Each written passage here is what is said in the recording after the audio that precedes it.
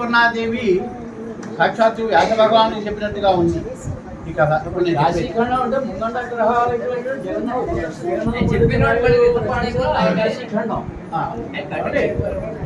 దాంట్లో ఏంటంటే శిలాదుడు అని ఒక మహర్షి ఉండేవాడు. ఆయనకి శిలాదుడు అని పేరు వచ్చింది. అన్నపూర్ణాదేవి చెప్పిన కథ ఇది. శిలాదుడు అని పేరు వచ్చింది. ఎందుకంటే రెండు కారణాలు. ఆయన తపస్సుకి ఆహారం తీసుకున్నాం కదా, తినాలి, ఏం తింటాం అని చేత ఆయనకి ఢిల్లీ ఎక్కడికి వెళ్ళి వండుకుని తిన్నా, ఎక్కడికి వెళ్ళి అడుగు తిన్నా కానీ ఉంచవచ్చు అంటారు. అలా తిన్నా కానీ ఆయనకి టైం వేస్ట్ అని చెప్పేసి రాడు తినేవాటి ఆయన శిలలు. అంతే శిలాదుడు అని పేరు వచ్చిందని చెప్పేసి అమ్మవారు చెప్పింది. శివమహాపురాణంలో ఏముందంటే ఆయన అలా కూర్చుని తపస్సు చేస్తుంటే శరీరం శిలాజాలు అంటారు. కొంతకాలం పాటు అలా ఉంటే శిల అయిపోతుంది. ఆయన శరీరం శిల అయిపోయింది. ఆయన ఎందుకు తపస్సు చేశాడయ్యా అంటే అయోనిజుడు సాక్షాత్తు శివుడంతటి గొప్పవాడైనటువంటి కొడుకు కావాలని ఇంద్రుడి కోసం తపస్సు చేశాడు. ఆయన ఇంద్రుడు ప్రత్యక్షమయ్యాడు. ఏం కావాలంటే చెప్పాడు, నాకు అయోనిజుడు సాక్షాత్తు మహాశివుడు అంతటి కొడుకు కావాలి. బాబోయ్ నేను ఎవరైనా నాకు సామర్థ్యం లేదది అని చెప్పేసి చెప్పాడు. నువ్వు శివుడి కోసమే తపస్సు చేయన్నాడు. అప్పుడు శివుడి కోసం తపస్సు చేస్తే పరమశివుడు ఆనందించి ఆ శిలాదుడికి ప్రత్యక్షమై ఏం అడిగాడు. ఇంతే వరం కోరాడు. సరేను, చాలా మంచి వరం కోరాడు, నువ్వు నీకు తప్పకుండా నాలాంటి కొడుకు ఇంకోడో ఉండడు, శివుడు లాంటి వాడు ఇంకోడో ఉండడు అని చెప్పి నేనే కొడతాను నీకు, అయోనిజుడిగా నేనే వస్తానని శివుడు ఆయనకి నందీశ్వరుడిగా పుట్టాడు. ఈయన శిలాదుడి యొక్క కుమారుడు.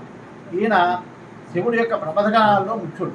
ఆ తర్వాత కాలంలో నందీశ్వరుడి యొక్క ప్రార్థన మేరకు శిలాదుడిని కూడా పరమశివుడి యొక్క ప్రమథగణాల్లోకి శిలాదుడిని కూడా వెళ్ళడం జరిగింది.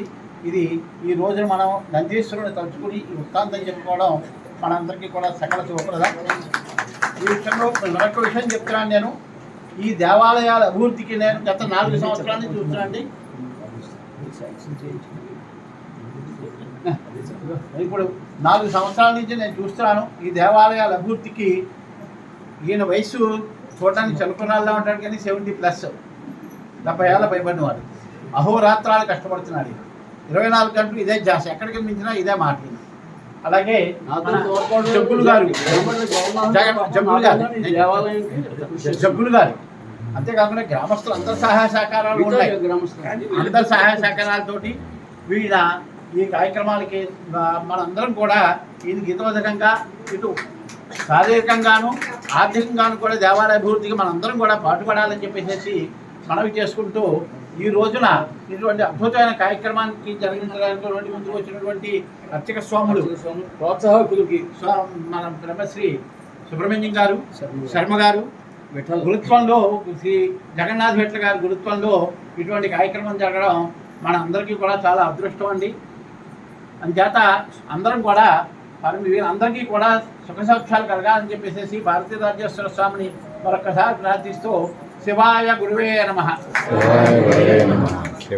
తర్వాత బ్రహ్మసూత్రం అంటే చాలా మంది తెలియదు. బ్రహ్మసూత్రం అంటే ఏంటంటే శివలింగం మీద బాణాకృత గీతలు ఉంటాయి 3. అవి గీతలు, అవి స్కేల్ అయినా వంకర ఉంటుంది. కానీ ఈ గీతలు బట్టి స్కేల్ తయారు చేసుకొస్తుంది. స్కేల్ ఇక్కడ పెడితే స్కేల్ వంకర వస్తుంది తప్ప ఆ గీతలు వంకర స్కేల్ ఈ గీతలు బట్టి స్కేల్ తయారు చేసుకుంటారు. అంత చక్కగా చేశారు. మరి అది నిజంగా అవతార బుద్ధిగా అవుతాయి. ఇంకా